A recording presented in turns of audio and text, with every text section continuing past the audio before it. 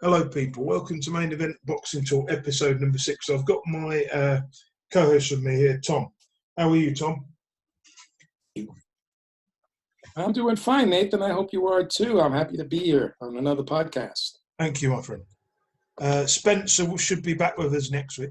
Right, let me start with the card. What we're at. Where are we? Oh, dear. We'll start with Mikey Garcia. See a card. I'm just gonna pull the card up quickly, so Sure. I can look at these things.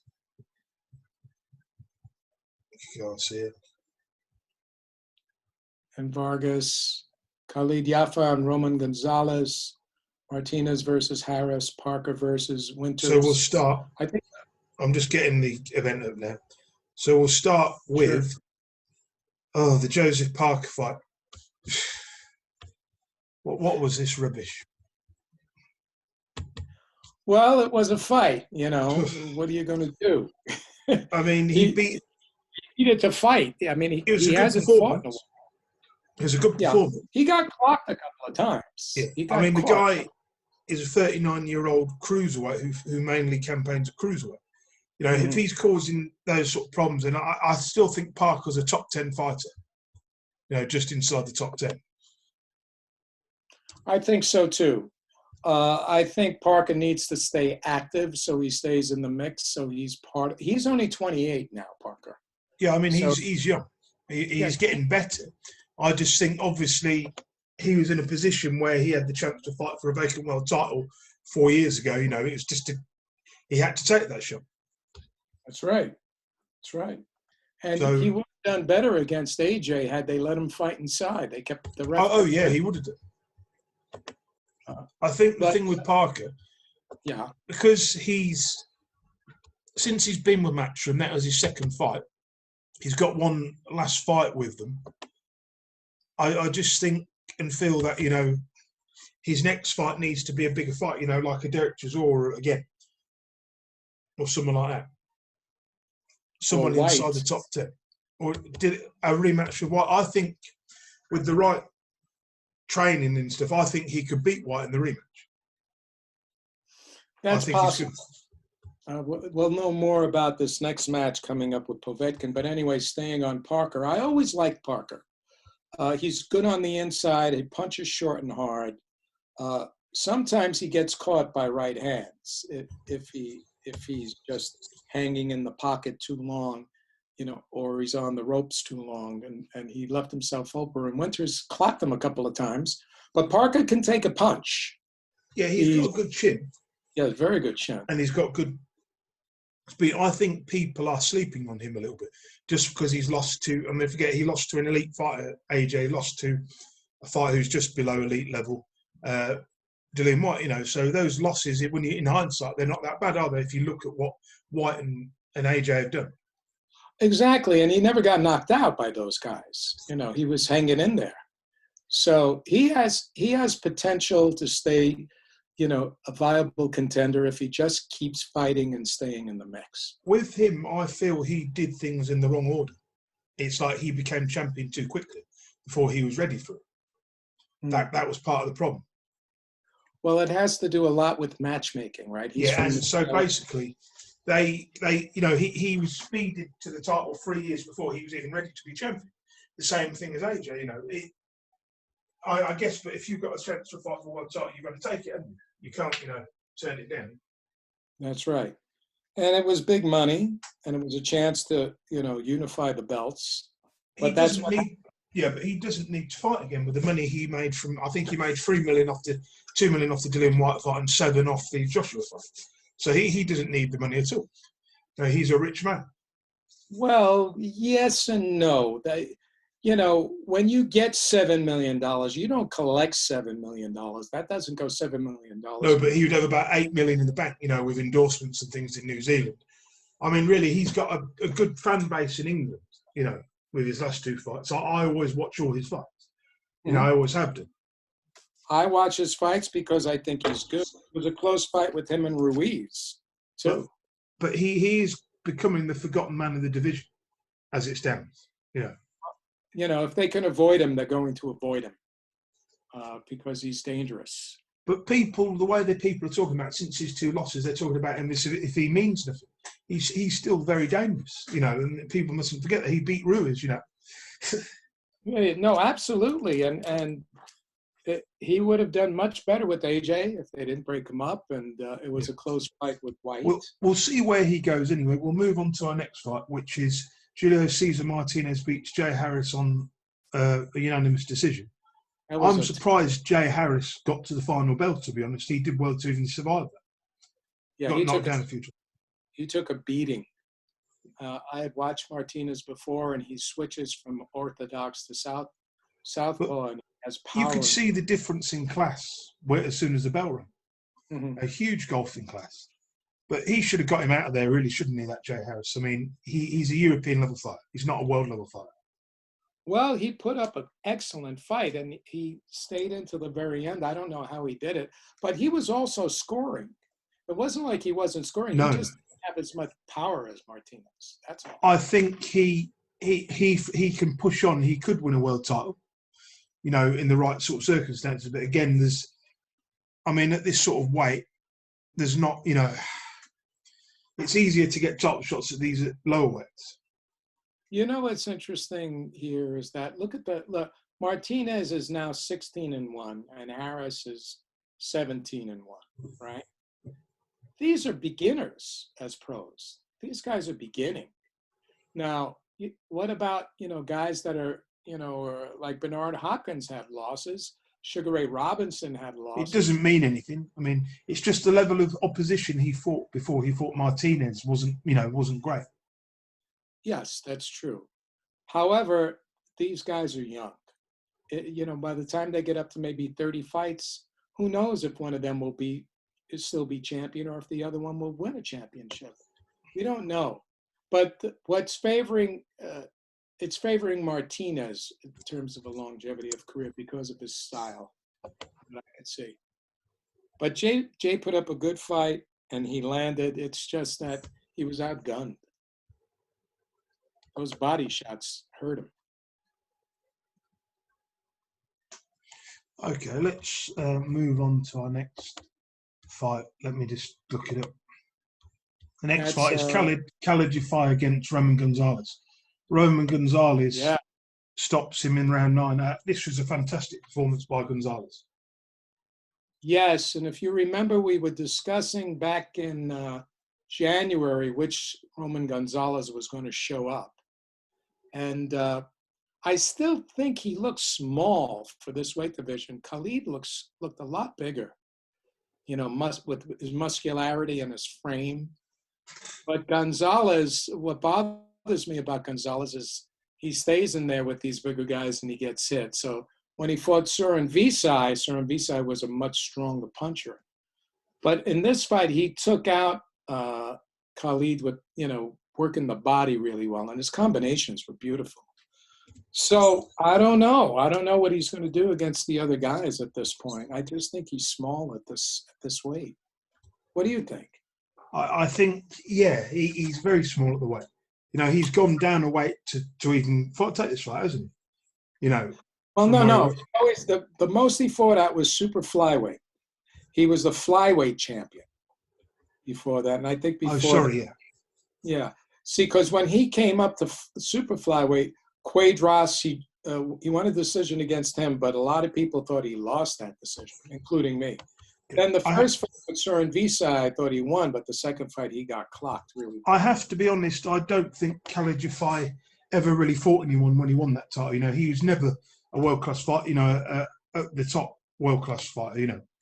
He was a good fighter, you know, clever matchmaking. You know, it made him look better than what he was, I think.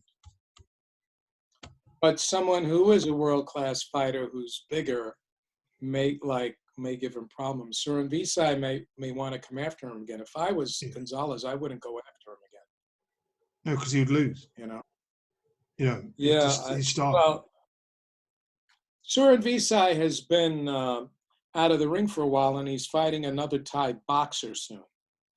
Because he lost. I forgot. He lost to the Latin fighter. It was a great fight. But he lost. He dropped the decision to Estrada. Was it Estrada?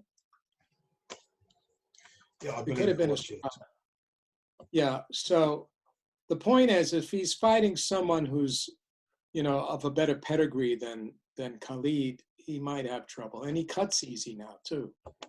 So I thought it was a great comeback, though, taking nothing away from him in terms of his comeback. I'm just concerned about him from those fights that I saw from Quadras up until now. Those 3 fights really made me worry about him. But we know the true level of Khalid. I mean, he's a very good fighter. He'll win another world title, but he's just not at that elite level. I mean, he's still learning, wasn't he? Right. Still at the beginning. Effectively, he was world champion for 4 years, but he never really fought anyone in those 4 years. Well, so he had to know if he could do it. Yeah. So if he goes up against Estrada, one of those guys, or even Ankunjas, I can't pronounce his name. Is Anui in that class? I forget. I believe he is. Yeah. Those guys are bigger. No, he's not. He's. You know what? I don't even know. I'm so bad at remembering stuff. I think Anui must be. Yeah. Right. So I'm looking it up. But anyway, that's how I feel about it. A guy like Estrada would give him a lot of trouble. Here we go. Super flyweights. You have Ankajas, you have Yoka. You have a bunch of different guys here that could give him problems. Estrada, I think, would give him a lot of trouble. Tanaka could give him definitely. And Surin Visai, definitely. So I love him. I think he's a great fighter. I think he's a great boxer. I just think, he's got a lot of wear and tear on him, especially in those lighter weights. So we'll see. We'll see how long he holds on to the title. God bless him. I hope nothing happens to him. Great fighter. Okay, we'll move on to the main event, which was, I'm so bad. Mikey Garcia versus Jesse Vargas. This was a good performance by Garcia. I was impressed. Well, for the first 4 or 5 rounds, I wasn't impressed until he started breaking him down. I mean, Mikey was getting caught with some very flush jabs and right hands. I think Mikey still would do better at 140, but the money is at welterweight. So he wants to fight Pacquiao, and I think Pacquiao is too fast for him. If Pacquiao doesn't age overnight, I think Pacquiao has too many angles. I think Crawford would be a great fight for him. What do you think?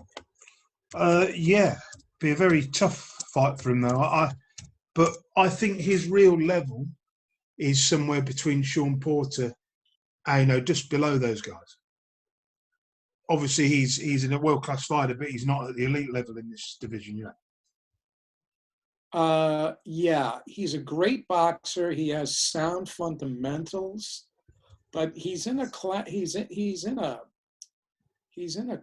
guys right now that, like with Crawford, with Spence, with Pacquiao. It's a top-heavy division. It's a tough division. I mean, think about it. If he goes after Garcia, it would be hard. If he goes after, Sean Porter, it would be hard. Those are tough fights. Those are tough fighters for him. So I don't know. We'll see. I mean, but he's here to make the money because it's super lightweight. He has Jose Ramirez, Josh Taylor, and those 2 guys. And I don't know if he's going to be able to do anything. I think he's too small for the weight. He needs to go back down to 140, I think. Well, that's what I'm saying. At 140, he has Ramirez and he has Josh Taylor. And Josh Taylor is a sound boxer. I think he'd destroy him. He'd destroy Garcia, I think. To be absolutely honest, the size, physically, he'd dominate him. I think Garcia is strong, though. He's very strong. Very strong puncher and an excellent boxer. I think it would be a good boxing match. But Ramirez, is very good too. 25-0. Jose Ramirez. But he's in a position where if he gets a fight with Pacquiao, he can make some money. That's what he's looking for. So but he's pushing it, though, isn't he? He's definitely pushing it, boxing it this way. He can beat the B-level guys at the weight, but he can't beat the top guys. I think that will always be the case at 147 for him. if he was a stronger puncher, his punching power hasn't really gone up. I mean, obviously he knocked down Vargas, who's a seasoned veteran. But I'm looking at the champion in front of me now, and there's a guy called Alexander Vesputin he could probably beat. But I mean, him and Manny Pacquiao would be a good fight. But I think Pacquiao would overpower him. I think Manny Pacquiao would be giving too many angles. He would take his head off. He's just too small at this weight to be really be taken any too seriously. I think that would be the best fight for him because Pacquiao, size-wise, is small. Yeah, Pacquiao struggles with guys similar stature to him, doesn't he? I've noticed. Well, it depends. Well, he did struggle with the great Mexican fighter. What's his name? Manuel Marquez. Oh, yeah. I love the way he boxed. I thought he won 3 of those 4 fights. Vargas did. What's his name? Manuel. Yeah, I thought he did. But, I think he was roided in his last fight, too. Oh, definitely. But Manny Pacquiao would be the best choice for him because of the size-wise. But Errol Spence, he already failed at that, was shut out. Right. Terence Crawford would be a shutout. We should move on because we've got a lot to cover. Carlos Takam was back in action the weekend. He beat Fabio Maldonado on a unanimous decision. Yeah. I didn't see the fight, but I mean, if you're getting unanimous decisions with someone like Fabio Maldonado, you're not going to go anywhere. I mean, Maldonado's only been knocked out by Michael Hunter. But I just think Carlos Takam is just a top 30 fighter. That's it. He's past it, I think, to a point. I would agree. I watched some of the fight and I just turned off because it was boring. He's done. I think that Derek Chisora loss 2 years ago took more out of him. Yeah, that's true. I mean, that was a tough fight. Also on that bill, we had Cletus Selden. Cletus Selden won on the bill, yeah. Yeah, and I couldn't find the video of that fight, but Selden lost to this guy Jean-Yves something from Canada, who knocked him down, who outboxed him. And I watched his last fight. He hasn't improved that much. A guy who gives him angles and move, who could punch, is going to beat him. Cletus Selden's claim to fame is beating Zab Judah. That's it, an ancient Zab Judah. Yeah, well, that isn't much claim to fame, is it? No, not at this stage, no. No. And in the process, nearly killing him. But hey, let's see what else is next. This was a very weak. It would be a good fight with him and Adrian Broner at 140. Definitely, yeah. Selden, that would be entertaining. That would be like, a circus show. That would be great. Let me see what's next on the list. I love Adrian Broner. He's a madman. I'm not a fan of him anymore. I just find he's over the top. Yeah, he is. He is. Right, and let's see what's next.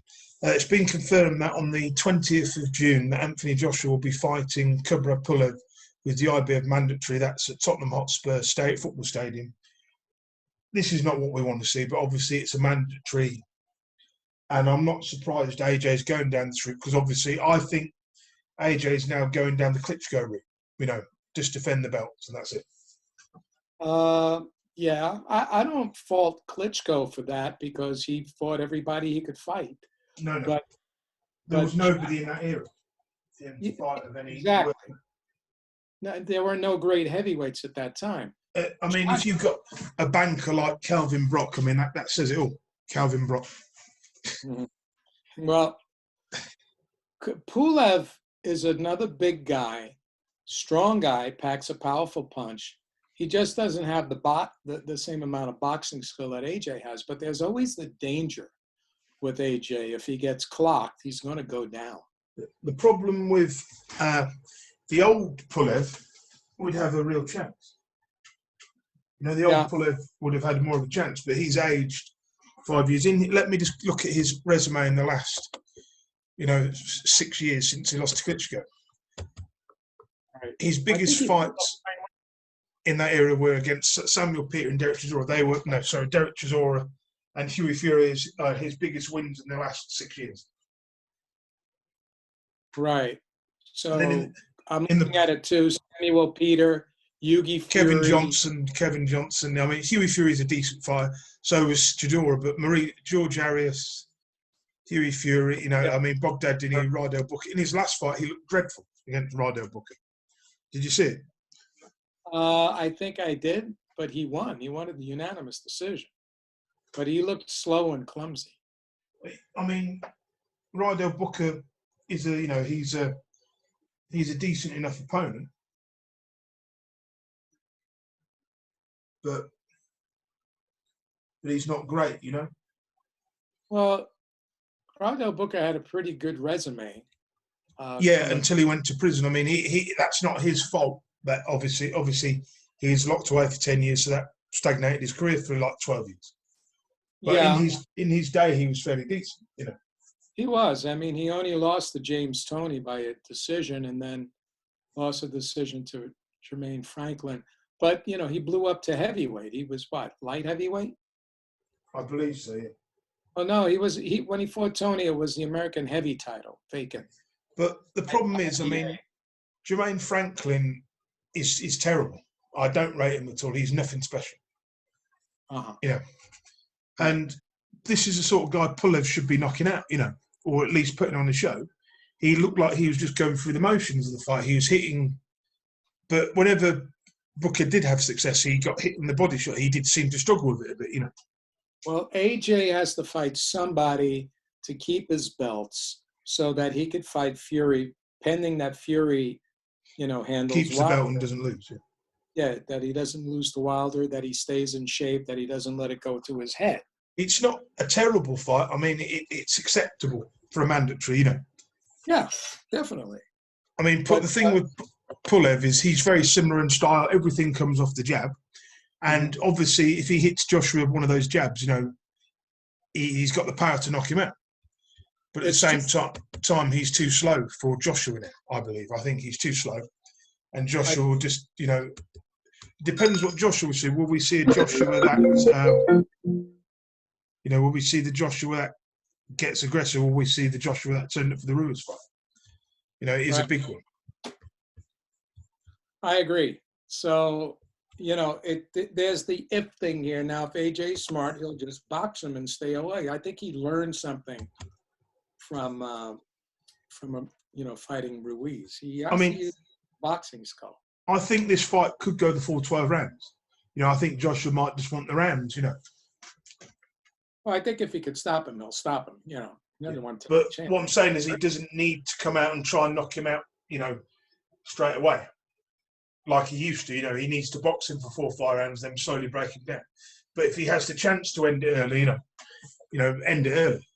But don't take too many risks, That's what got him into trouble when he fought Ruiz. I mean, he was winning the fight comfortably. All he had to do was box him. Right. Well, I agree 100%. I think the fight will be interesting. I think that if the Pulev that shows up from the last fight shows up, he's going to get busted up by 7 or 8 rounds. So, but Pulev has got good movement. He's that jab. He can counter some of Joshua's shots. He's still got that about him. The Pulev that lost to Klitschko 6 years ago, that Pulev was very dangerous. Right. But not anymore, right? No, I just think he's 6 years removed. He's progressively worse. Well, 6 years is a long time. Yeah.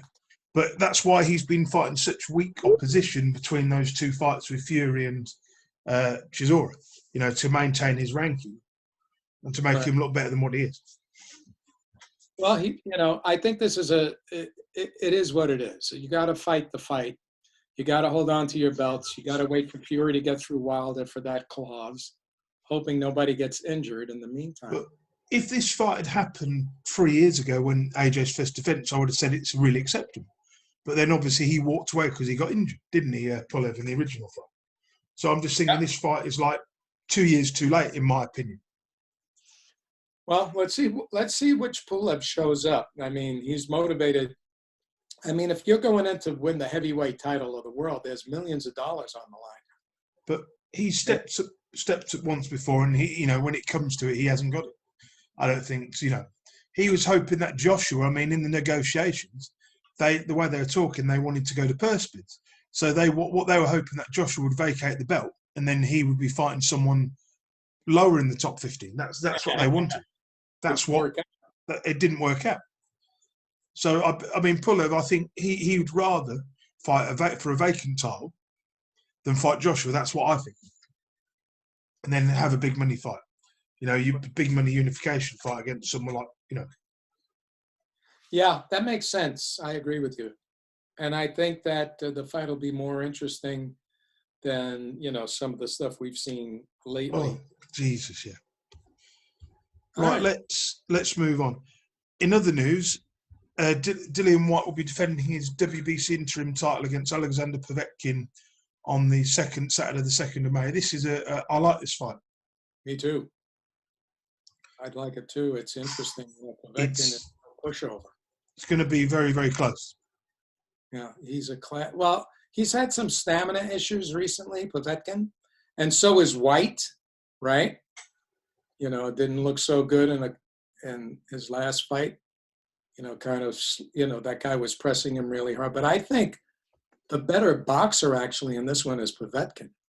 Yeah, but what I'm going to say is I think this might be the right place, the right time for Whyte to get the biggest win of his career. I hope so, because I like Whyte. I like Povetkin as well. Yeah, I like them both, but I think Whyte has been stepped over a couple of times here. I mean, he didn't lose AJ. I mean, so they're not so keen on putting him in there again. Look, I'm just looking at Povetkin's record and I'm comparing it to Whyte's record. I mean, Dillian, obviously, Michael Hunter is as good as both fighters, if not better, in my opinion. No. But they wouldn't put Whyte in with Michael Hunter because I believe Hunter would beat him. That's the real reason why they don't take the risk. I think Dillian Whyte is better than Hughie Fury. And he's better than, David Price, obviously, all these guys. I just think that Whyte will have too much from, he's got too much. Povetkin's not the fighter he was. And in Povetkin's last fight, he didn't look great, did he? No, he didn't. But it'll be entertaining. I don't know how long it'll last. I think I'm going to go out on a limb here and say by the 6th or 7th round, Whyte is going to knock him out. I think I'd have to caption that. I'd have to say I think Whyte's going to win a split decision. You think so? Yeah, I think it's going to be that close. Well, I think Whyte punches harder than Hunter. He does. I mean, if the Povetkin that showed up against Michael Hunter turned up, he's going to get knocked out. I mean, Povetkin got knocked down in the first round, didn't he, against Hunter? That's right. But the guy was bum rushing him, But it was what it was. I just think the age factor is a big key in this. The old Povetkin would win this comfortably. But we're talking a 40-year-old version. So, yeah, I'm going to pick Whyte to win on the split decision. Just have it. I KO mid-fight. But in every fight Dillian Whyte wins these days, it's like he just does enough. Yeah. Well, we'll see. If Povetkin's in really, really good shape and doesn't tire. It's going to be a long night for Whyte. Yeah, it'll be long. But he doesn't have that kind of energy to swarm him like Hunter. But have you noticed Povetkin, no matter how bad his performance is, he still gets big fights. It's like he's still, in my opinion, Dillian Whyte should be long past this kind of guy, shouldn't he, now, if you look at his career and where it should be. He should be long past Povetkin. True enough, but it comes down to like AJ holding 3 belts, giving him a shot. Deontay Wilder didn't want to fight him. Fury is tied up. He can't fight him. He's got to fight Deontay Wilder next. But Whyte definitely needs a knockout. He needs to knock him out and he needs to make a statement. Because if he limps by and wins this on split decision, people are not going to be too bothered about him, are they? Because it's a 40-year-old Povetkin he's fighting. Right. Well, the point is he's got to fight. He's another guy that's put on the sidelines. between fights. I mean, it wasn't from 2018. He didn't fight for almost 8 months before he got another fight. But last year he fought 2 fights. So Yeah. I don't see any reason why he can't get in good shape. But he barely beat Rivas. He got dropped. Right. He just about beat Joseph. Marius Whyte, he looked dreadful. Obviously, we understand the Whack fight. But, right. He's 2 stone overweight to what he normally comes. But I think he'll be motivated for Povetkin, yeah. Well, he better be, because they're better. He's a better boxer than, he's like up there with boxing-wise. Up there but the Whack fight, he needed to have that fight, to get it out of his system. Right. So anyway, sorry, carry on.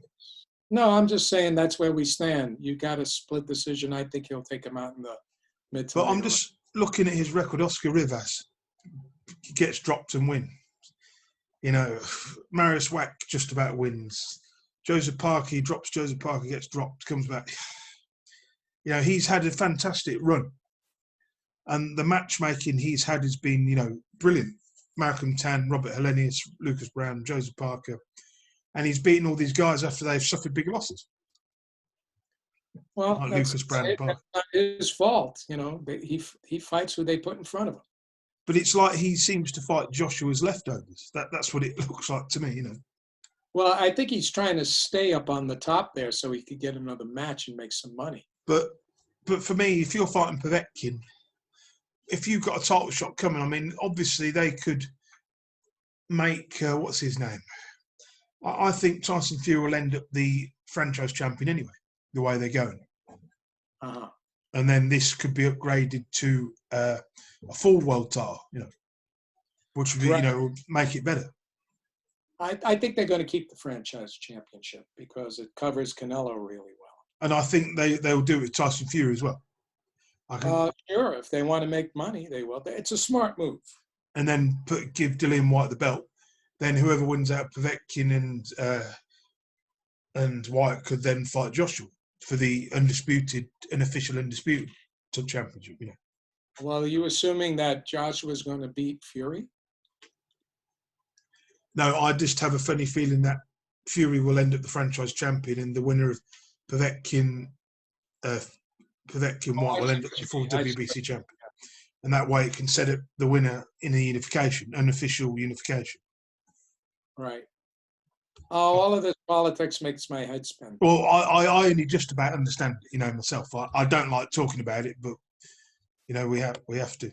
We have to because it's part of the scene now. Let me go to our next thing. Marat Gassiev has left Matchroom Boxing. Yeah. I didn't listen to the video. I should have done. I listened to it. He had more than one promoter.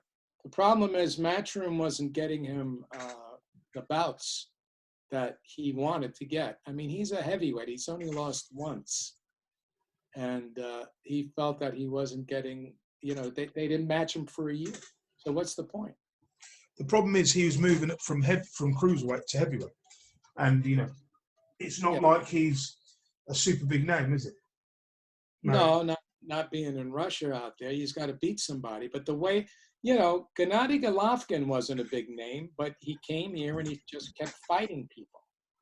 Fighting everybody, just coming up the middleweight ranks, fighting them, knocking them out, fighting them out. And so it wasn't until later on he was making big money. That's what you have to do. But you have to have someone here that's going to be behind you to do that. And so Matchroom wasn't doing it for him. So who knows? I don't know what's going to happen with this guy. I mean, I don't think it's much of a big loss, to be honest. I mean, he's not marketable anyway. No one cares too much about him, I don't think. Well, I don't know about that, man. Not on this part of the world. We don't care about him in England. He's a nobody to us. Well, exactly. That's the point. Somebody has to just fight him and build up a highlight reel and put him. He's the sort of guy. He's the sort of guy you sign and you feed into the top sort of guys. Just to make them look good. That he would have been used as an opponent, not as a star. Yes, quite possibly, yeah. But he is a strong puncher. Oh yeah, I'm not disputing that. I just think, I mean, he never really got the ball. You know, he never really got going, did he? No. No. So who knows what'll happen after this? I don't know. Let me see what's next. See what's next. Right, we've got the Adam Kalnacki card. Yeah. Let me Yeah. see what. Let me see if I got that right. I mean, the Give me a was second. Usyk. You know. Yeah, we've got the Anyway. Kalnacki stuff. There's 4 heavyweight title fights on this. Not heavyweight titles. 4 heavyweight fights. Yeah, I know. Jabba. Let's start with Robert Alfonso will be fighting Carlos Negron. Roberto Alfonso is a Cuban heavyweight who's pretty decent. He should beat Carlos Negron quite comfortably. Yeah, I've seen both of those guys, and I would go with Alfonso. Definitely, yeah. Negron is domestic kind of level. Yeah. And then you've got another fight, Efia Jagba against Razvan Kajani, who's won his last fight, but before that lost his last 4 fights to limited fighters like Nathan Gore. But this is a fight Efia Jagba should win in 2 or 3 rounds. Well, you know, he had trouble in his last fight. Against Kaladze, who is a journeyman. And FA now, you know, they're matching him. Like I've seen Razvan fight. He's a big guy. But he's not got a great punch resistance. You know, he's never had great punch resistance. No, but F.A. Ajaba has got to, you know, be careful and not open himself up while he's punching, because he can actually make some money. He's tall enough, he's strong enough, and he just. Efia Jagba has a very poor defense. He needs to work on his defense. Exactly. You know, if you're getting dropped by cruiserweights, then you know you've got to ask yourself, are you really the future of the division? You know. But obviously, everybody's got to learn and get dropped at some point. You know, yeah. Even Klitschko got dropped on the way up through the ranks. You know, everyone gets dropped at some point. A couple of times, dropped bad. But he still came back and won. You know. Yeah, you know, Archie used to tell me, if I get knocked down, I get back up and I knock the motherfucker out. That's what he used to say. Oh dear. That's the way he was, and he was so emphatic when he said that, and you know, so strongly, and you could tell, you know, the heart of a champion. You know, you're going to get back up and you're going to knock the other guy down. Okay, the next fight is Frank Sanchez, who is another Cuban. My God, we're fighting the fat pudgy Joey Dueca for the WBC Continental fight. This is a fight that Sanchez should win. Absolutely. Dueca's a decent enough, you know, fighter. Well, he's an opponent. You know, I've seen him fight. Yeah. But Dueca could cause the upset here. You know, he's done it before. He can. Anything can happen with heavyweights. That's the dangerous thing. It can happen. The odds are Sanchez will win this fight, but how well he wins it is, you know, that's going to be determined. He'll probably get a point win. Not many people stop Joe Dueca. That's true. That's what I was thinking too. But we'll see. I'm not that familiar with. I've seen Sanchez once, so I don't know. It was a while back, and I don't know how much he's improved since then. But he should win this fight, based upon the fact of what I saw previously and when I saw in Joey. These Cuban heavyweights seem to pop up out of nowhere. I mean, none of them seem to get their full stardom. You know, Luis Ortiz, I think, is the only one that's ever really made it. Well, you know how they pop up, right? See, we don't know in the United States. We do not know how old these guys are. Some of them are were amateur fighters into their 30s, and then they escape Cuba and come here and say that they're younger. Like he looks about 38. Sanchez. He doesn't look 27. Yeah. Same as Ortiz is about 47, not 40.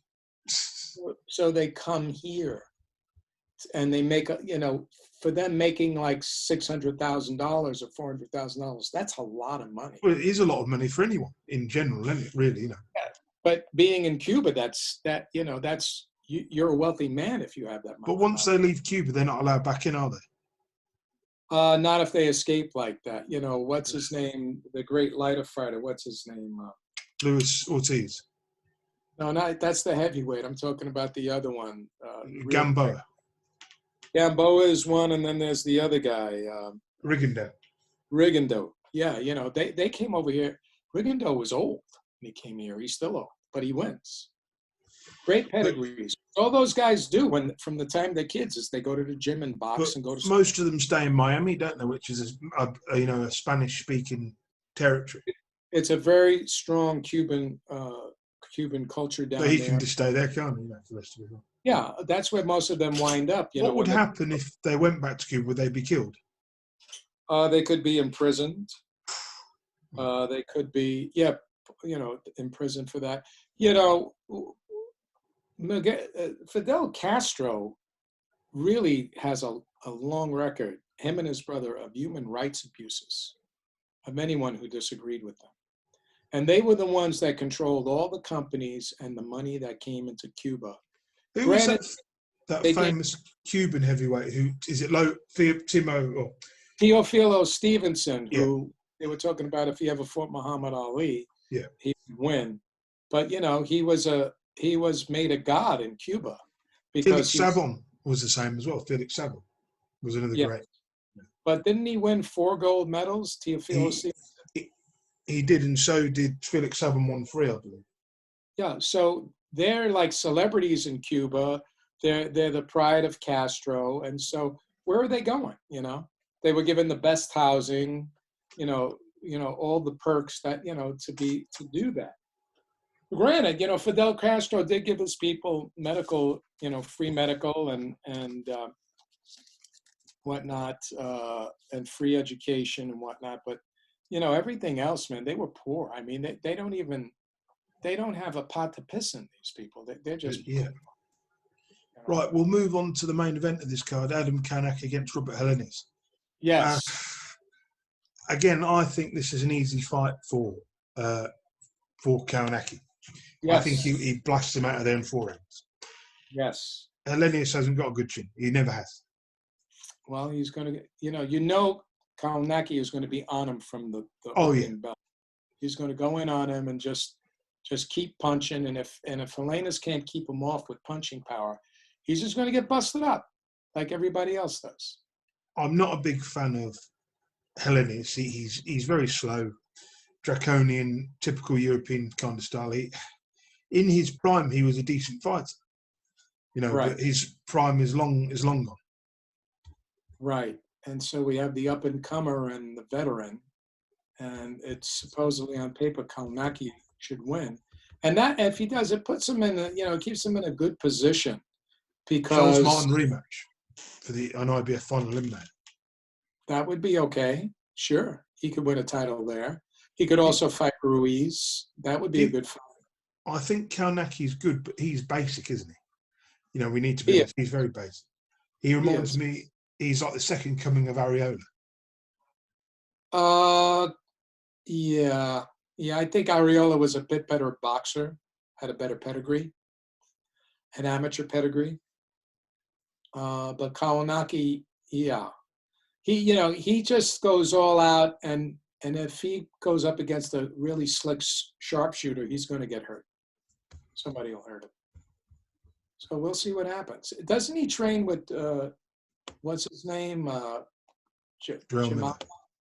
Jarrell Miller. Aren't they friends? Yeah. Yeah. See, they would probably, that would be a good match too. I think Miller would Kaunaki has, does throw a lot of punches for heavyweight. He's one of the highest rated heavyweights for throwing the most punches in heavyweight contact. Yes, he does throw a lot of them. And he has good stamina for a man of his size. Definitely. I think he'll beat Charles Martin in the rematch, but I don't think he wins a world title unless it's again for a vacant belt. Right.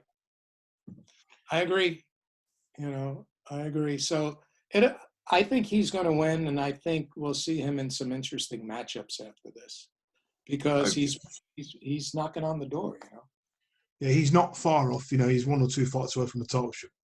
Right. But against Areola, he looked awful. He didn't look good. Mm-hmm. Right. Right, well, let's move on. In other news, Manuel Charr versus Trevor Bryan. Don King wins the purse bid. He bid, I believe, posted a bid of £2 million, outpacing Global Sports Management, who put 1.2 million in, and the minimum acceptable bid was 1 million. Ah, dear me. And it goes on. It says that the bout will have to take place between April 16th, 45 days from the point of the fight being reordered, and May 30th, which serves as the 90-day deadline. This fight will never happen. Well, they both need drug testing. Yeah. The problem is, there's a line here that says, where is it? Let's have a look. There's a line here that says that both guys have been given belts they don't deserve, and they should have been stripped longer. I mean, it's November 2017 that Charr last fought, and August 2018 since Bryan last fought. Yeah. Let's get Frezakendo in there. Right. If it comes off, great. I mean, Don King is trying to keep himself relevant, and he doesn't have that many fighters anymore. I'm surprised he's still in the business, to be honest. Well, you know, Don was held on to it for a long time. Isn't it hard to believe that he has one fighter that has a portion of the world heavyweight title, even to this day, the interim? Yeah. It's ridiculous, isn't it? Amazing. Crazy. Right, let's move on to something more interesting. All right. There's a card on Saturday, which I believe it's headlined by Scott Quigg and John O'Carroll. Let's start down with Anthony Fowler, who is a standout amateur, will be fighting Jack Flattery for the WBA International Super Welterweight title. You've never seen Anthony Fowler fight, have you? I have not. And what do you got on him? He is like a British level fighter. He's, destined for big things, but he did lose a fight to another British prospect. But I think he'll rebound, so he's actually been touted, as a future world champion. Okay. Now he can do it with a few adjustments, become a star. What about this guy Flattery? No, he's not on the same level as Fowler. Okay. This is a fight to make Fowler look good. And in our next fight, we've got heavyweight bout Hughie Fury against a guy called Pavel Sauer. Oh, yeah, Pavel Sauer. Okay. Lost to Jermaine Franklin in his last fight. Yeah, Fury should win this. I don't think he'll stop him, but I think he'll win on points. All right. I mean, Fury, since he lost to Povetkin, before that he fought, Chris Norrad and Samuel Peer. And then before that he lost to Pulev. He's on the road to being a journeyman, isn't he, Hughie Fury, the way he's carrying on? His losses. What's the story with him? How come? I mean, he's coming from a good pedigree family of fighters. Does he not train enough, or what? He had a skin condition problem, right? And that stopped him to fight for like 6 months. So I just think he's got all the skills. I think it's a mental problem with him. Just a mental block. I think, he's still 25, he's still young. But another loss, and I think he's done. He's been British champion. He's definitely European level. But, he needs to prove it. Yeah, he's gonna win this fight. Because I've seen Sauer before, and I'm sour on Sauer. He's pretty basic, isn't he? Yeah. If Fury wins, he could look at a European belt or something. Right. Now, Zach Parker, that looks interesting with Murdoch.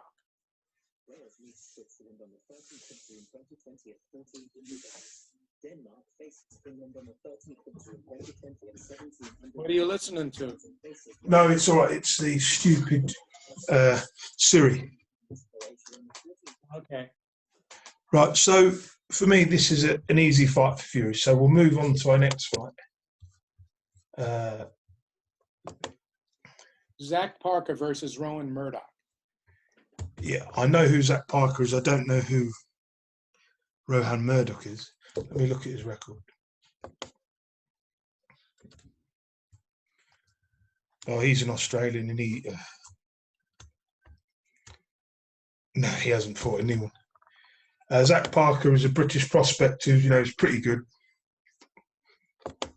He's ranked 58 in the world. He's beaten some okay people. He's probably just above British level, just beneath European. He's developing pretty nicely. He has some power. Oh, yeah, he does, yeah. All right, super middleweight. So this guy he's fighting, Rohan Murdoch from Australia here. He's a lower level than Zach Parker. Yeah, he's more domestic, British sort of level. He's more of a boxer. He's got 17 KOs. That's in 24 fights. That's pretty high. He had one loss early in his career. It was a majority decision. It may be a good fight. It looks like it'll be a good fight here. And yeah, I think this will be a good one. Yeah, I mean, it's sort of Commonwealth level. All right. Let me see what else is next. Scott Quigg versus John O'Carroll. It's a hard one to call. Yeah. Depends what Quigg turns up. If the Quigg that fought Valdez turns up, then John O'Carroll could pull off a big shot. If Carroll did win, it would be a shock, but it wouldn't be, like a massive shock. Yeah, we'll see what happens there. Scott Quigg, I think he has more experience, against named fighters than Carroll does. Carroll, yeah, I think Scott Quigg should win this. I recognize him now. Scott Quigg should win this. You agree? He depends on which one shows up, right? I think we got to remember is Quigg's had a tough career. That's true. Oscar Valdez and the loss to Carl Frampton 4 years ago. I just don't think he's the same fight. I mean, he's got no defense. Carroll is a good boxer puncher. I think Carroll could pull it off. That'll be a good one. That'll be good. Are you going to see this on Sky Sports? Yes, I will on Saturday. I think it's Carroll's time. I think he can get. This is the win he needs to take him to the next level. Now we got Callum Johnson versus Igor. I know that he's pulled out of the card. Who did? Callum Johnson has. He did? Really? Yeah. I'm just going to pull up the updated card. Actually, what am I doing? So yeah, Scott. Yeah. So that was the main event. No, John O'Carroll was the main event. So Callum Johnson has pulled out. It would have been for the European belt. Oh, too bad. I think, though, that fight will be a good one, though. That'll be a good one, Quigg versus Carroll. So. Oh, definitely. Right, our next thing, I'd say 60-40 in Quigg's favour. Okay. On split decision. Not Anthony Hart. What's his name? Deontay Wilder has triggered a rematch clause. Oh, of course he did. Of course, he can't have the fact that he lost and is going to throw in the towel.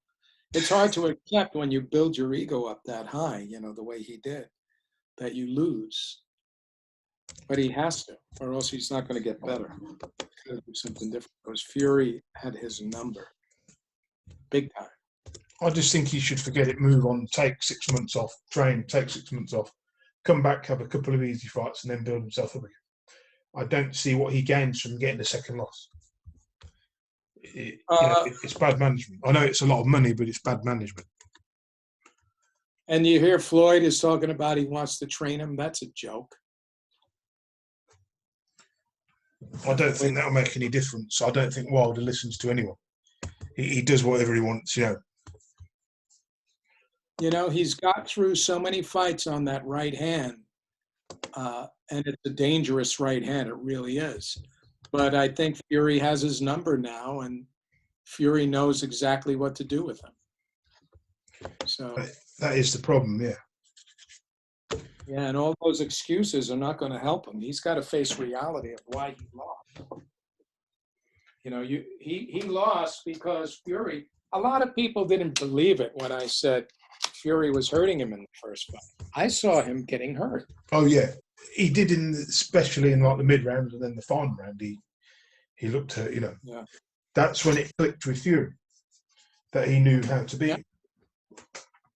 Yeah. So this way that he approached it this time, Wilder's going to have to do something completely different. He's going to have to learn to fight off the jab and throw hooks, move. You know, it's not going to work. If I was Wilder's management, I'd say have a couple of eliminators and fight Anthony Joshua instead, because I think he'd beat Joshua.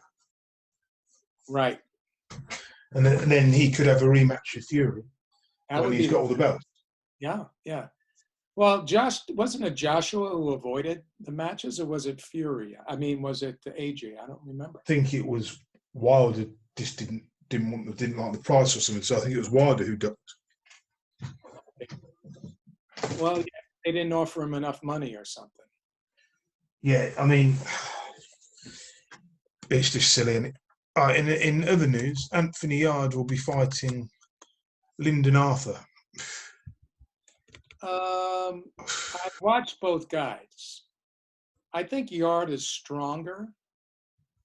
Arthur is, he's good. He could throw uppercuts. He could throw hooks, and he's not world level. Where Yarde is a world level fighter, because we've seen it. We've seen what he can do, and he's a world level fighter. And this is an easy fight for Yarde. He'll knock the guy in 4 or 5 rounds.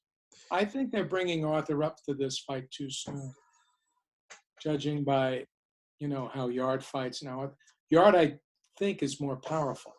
This is just a fight to make Yarde look good. In this guy's rank, this guy's wins are nowhere as near as impressive as Yarde's. He's not on the same level. He's not ready for this fight. I don't know. So basically, Yarde fought a fight and then fought a fight in Spain about, do you remember, a couple of weeks ago? Yeah, we saw that. That was crazy, right? And that guy looked like he came from some homeless shelter somewhere. Yeah, really. It was crazy. Dear. You couldn't make it. It took him a while to get to him, though. That's what was worrying. This guy was a dreadful, and it took him so long. I think Yarde, he hasn't addressed the issues of muscle mass. Yeah, well, that's also brain mass. He needs to get his brain right. You know what I mean? His mind right.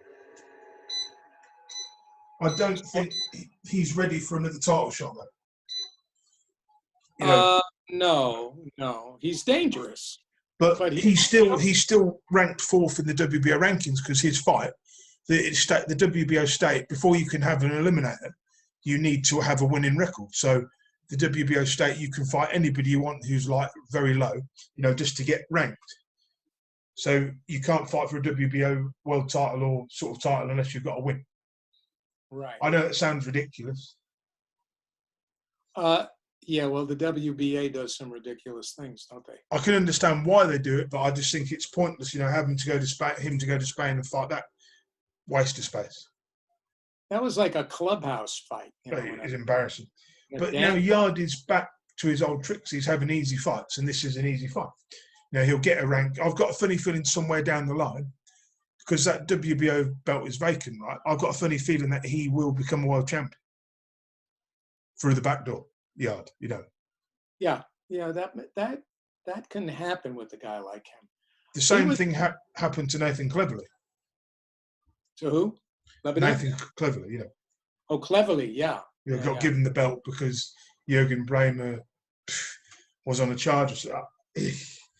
I just think that Anthony Yarde has that kind of luck where he will end up with a belt. He hasn't really worked for. Right. Now, Arthur is from Manchester, right? Yeah. So, and they're having this where exactly? They're having this in London. In London. So that's going to be a good crowd there for both guys. He's going to get wiped out in 3 or 4 rounds. He's not on the same level.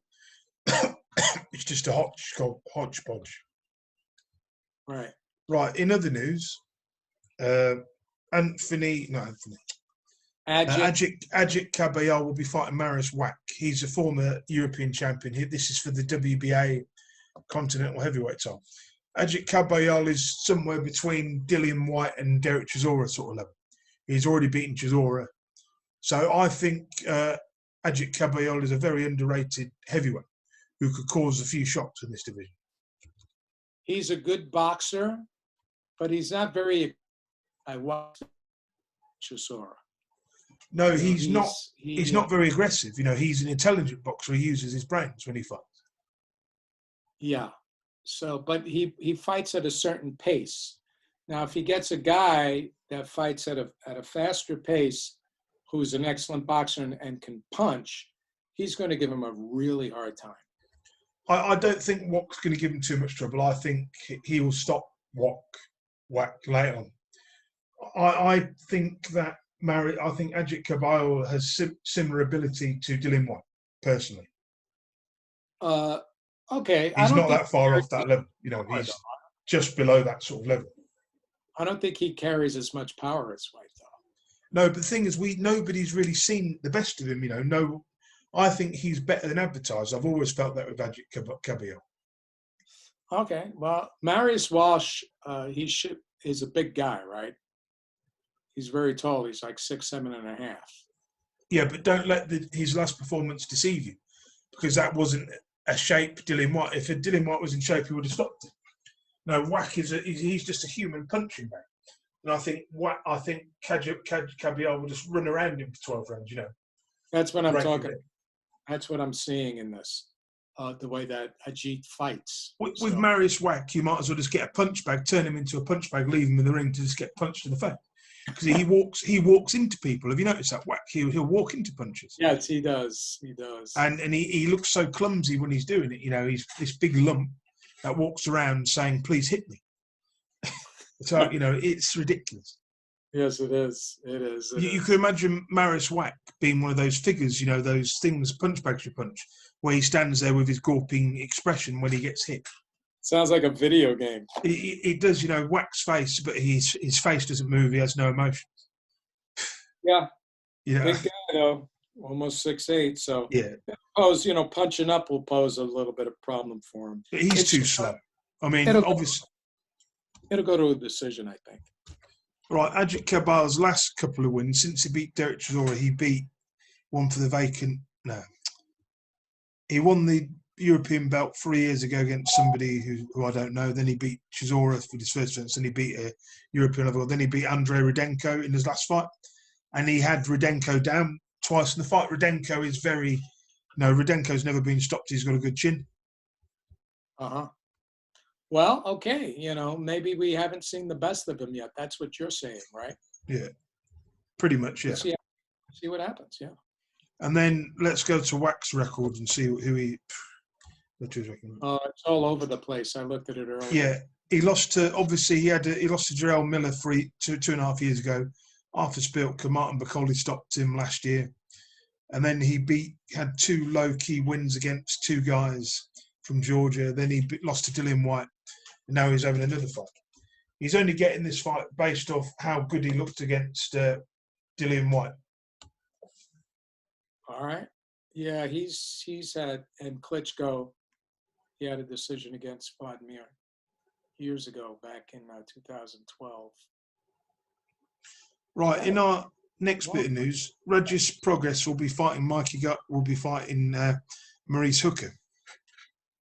Yeah, I don't think he should be looking past Maurice Hooker, because Josh Taylor beat him, right? Yeah, but I think Josh Taylor is a better fighter than Maurice Hooker. Much better. Yeah, when I was first watching Progress, I said, this guy is going to be a champ, right? And I still believe he can, but I think he got cocky, especially in the fight before he fought Josh Taylor when he was in that thing, that super, whatever it was, super series. And he got clipped a clean right hand and went down, by a better boxer. I think it was a Russian guy. And they called it a slip, but it wasn't a slip.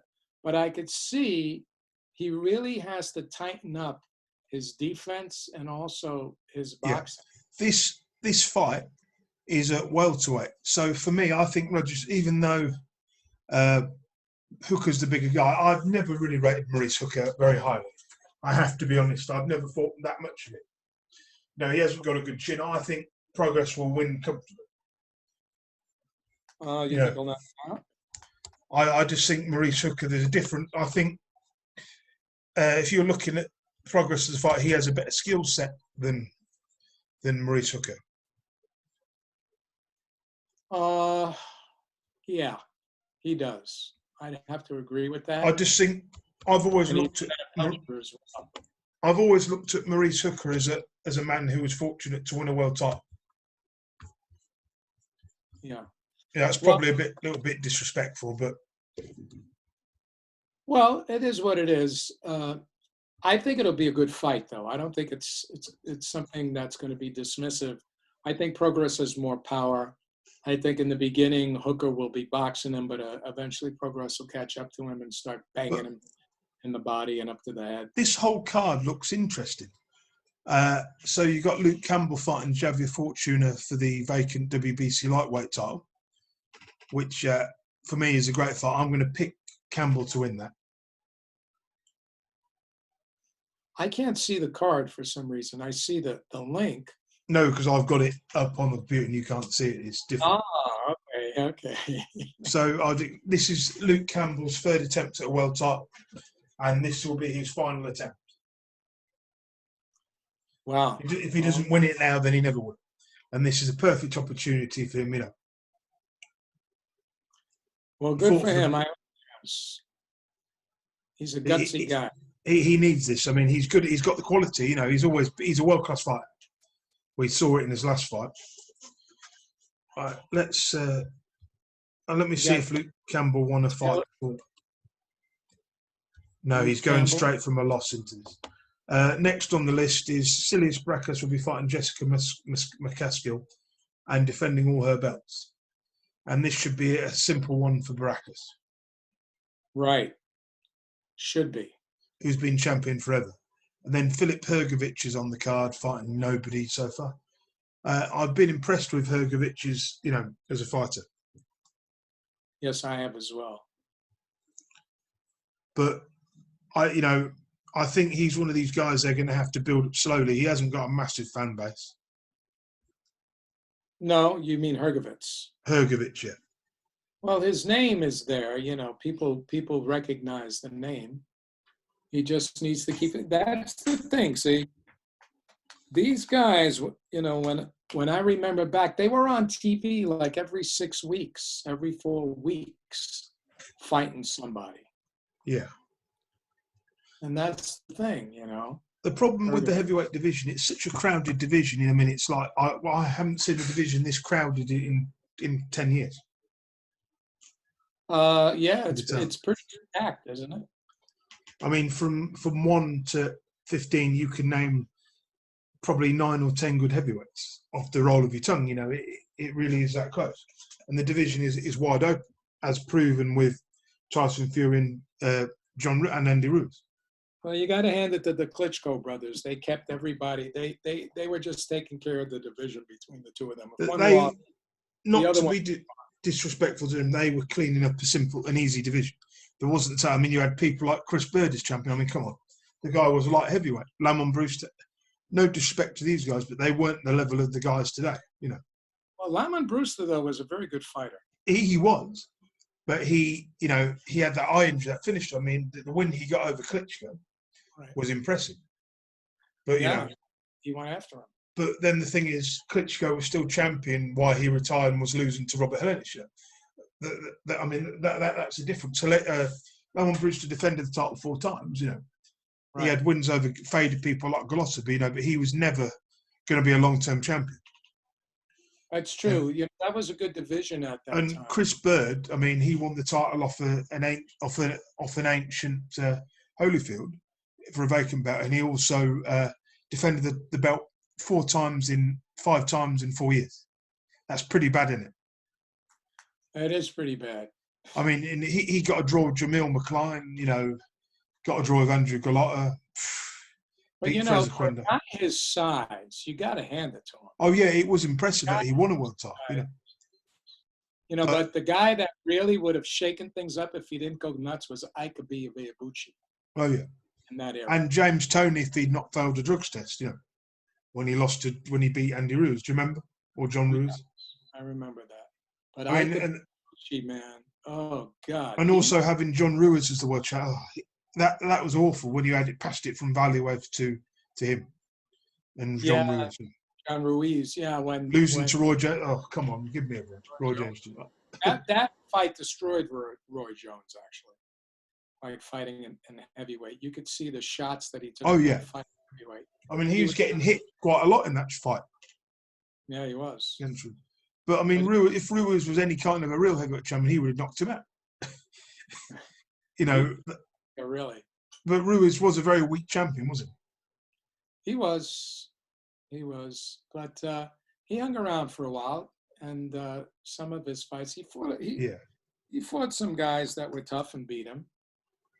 But he also lost to some guys who were tough. But you won't get an era where you've got Lamont Brewster, Chris Bird, and John Ruiz all champion at the same time.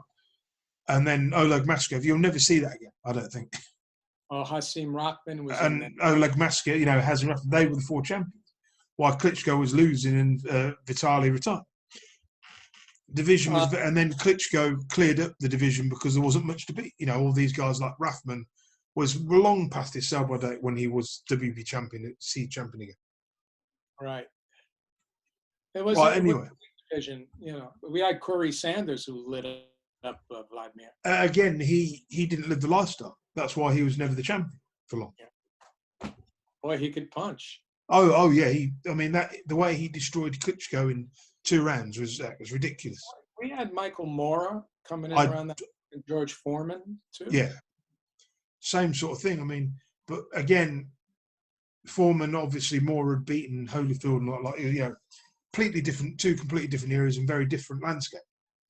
And then the other era you can have is Frank Bruno as champion, George Foreman as champion, and Herbie Hyde all had the belts at the same time. Right. It was ridiculous. Right. Yeah. Anyway, we've reached the end of the show. Stay on the line at the end of the show. Well, 1 second. What about Josh Taylor's coming up? Oh yeah, sorry, I forgot about it. Kong Song. Let me have a look at the thing on here.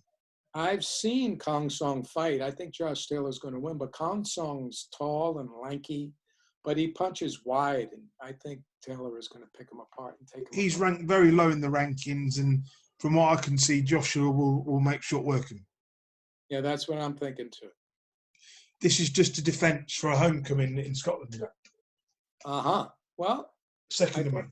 I think Josh deserves an easy defense. Hopefully he's not too distracted. Let me see who else is on that card before we move on. Just pull it up. Josh Taylor. Be interested to see what's going on with that. Josh Taylor. Then we can look at this guy's record. The other guy's record, yeah. So Apin Kong, whatever his name is, Mr. Wong, comes from Thailand, and he is the IBF Pan Pacific Super Lightweight Champion. And his last opponent he beat had a record of 9 wins and 11 losses, then 31 wins, 7 losses, and then let's see where the last guy he fought was ranked. The guy he beat last was ranked 949. Whoa! This is a very poor matchmaking. It's crazy. Wow. Let me see if he's fought anywhere else other than Thailand. Oh dearie me! This guy has had 16 fights, and the furthest he's fought was in Japan. Oh dear. Wow. That's terrible matchmaking, isn't it? But I understand why they've done it. Wow. Well, it's a good weekend for boxing, isn't it? Yeah, great show today. I'm going to stop the podcast and then we'll continue.